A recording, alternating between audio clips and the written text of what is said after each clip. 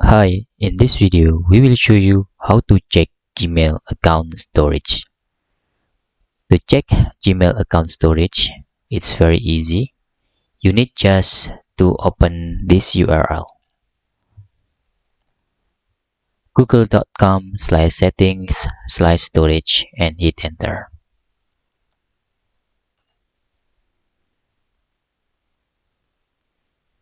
You can get this link on description of this video. You can see here our Gmail account is used for storage no more than 1 gigabytes, and our remaining storage all of this is 6.39 gigabytes, and our Google Drive is the most storage we use in here. Okay, this 15 gigabytes is all of our detailed storage here. It's include Google Drive, Gmail, and Google Photo.